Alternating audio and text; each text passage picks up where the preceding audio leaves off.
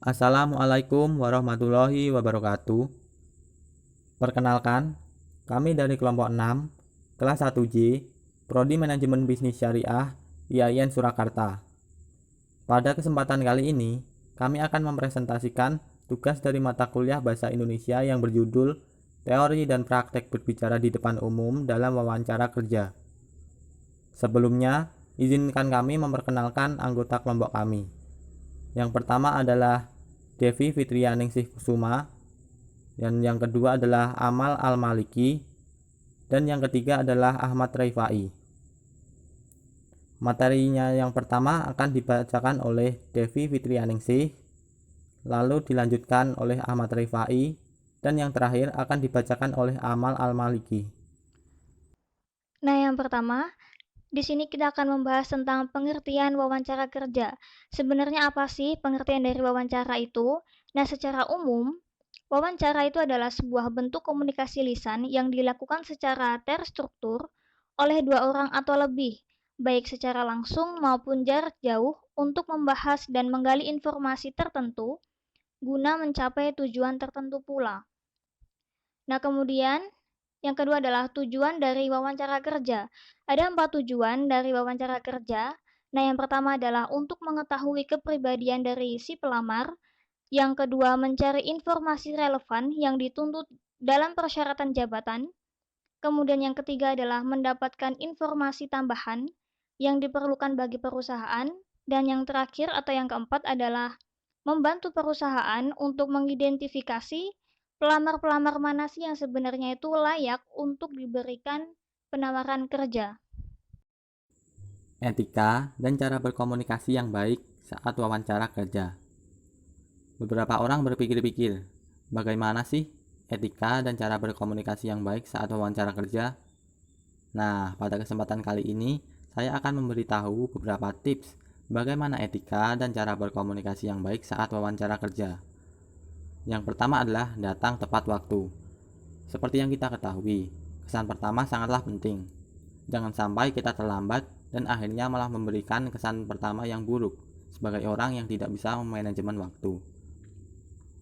Yang kedua adalah gunakanlah kata-kata serta kalimat yang halus sehingga tidak menyinggung lawan bicara. Yang ketiga, janganlah berbicara terlalu lambat maupun berbicara terlalu cepat. Berbicaralah dengan tempo yang sedang. Yang keempat, gunakanlah bahasa yang mudah dimengerti oleh lawan bicara. Yang kelima, berikan ekspresi wajah yang seramah mungkin serta tunjukkan bahwa Anda termasuk ke dalam orang yang murah senyum. Yang keenam, bertingkah laku yang baik serta ramah terhadap lawan bicara. Yang ketujuh, gunakanlah pakaian yang rapi serta sesuai kondisi. Dan yang kedelapan, Anda harus menerima semua perbedaan pendapat ataupun bentuk perselisihan yang memang terjadi saat proses wawancara kerja berlangsung.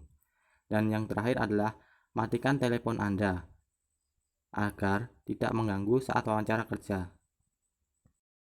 Kalian pada saat wawancara kerja pasti ngerasa gugup dan grogi kan? Nah, di sini saya akan memberitahu cara mengurangi rasa gugup dan grogi sebelum maupun saat wawancara kerja. Di antaranya, yang pertama, jadilah diri sendiri. Kedua, bahaslah isu personal hanya yang berkaitan dengan pekerjaan. Ketiga, bertingkah laku, berbicara, dan berbusana selayaknya karyawan profesional. Yang keempat, tunjukkan bahwa Anda memiliki keterampilan yang dibutuhkan oleh pemberi kerja. Yang kelima, perhatikan bahasa tubuh Anda. Yang keenam, bersikaplah positif. Yang ketujuh, dengarkan pewawancara dengan penuh perhatian. Kedelapan, jangan bandingkan diri dengan orang lain. Dan yang kesembilan, atau yang terakhir, lakukan yang terbaik bukan yang sempurna. Nah, setelah kita mengetahui cara untuk mengurangi rasa gugup dan grogi, pasti kalian bertanya-tanya kan, pertanyaan-pertanyaan apa saja sih yang sering ditanyakan saat wawancara.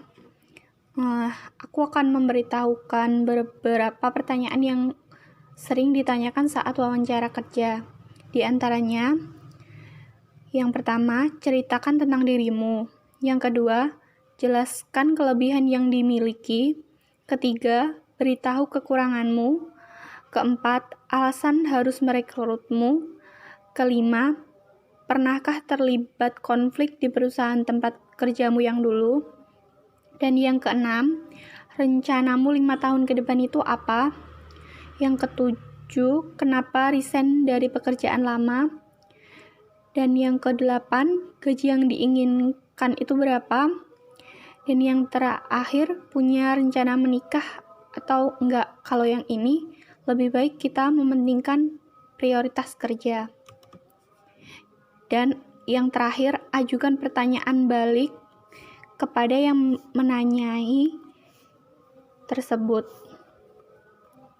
Sekian presentasi dari kelompok kami. Terima kasih atas perhatiannya.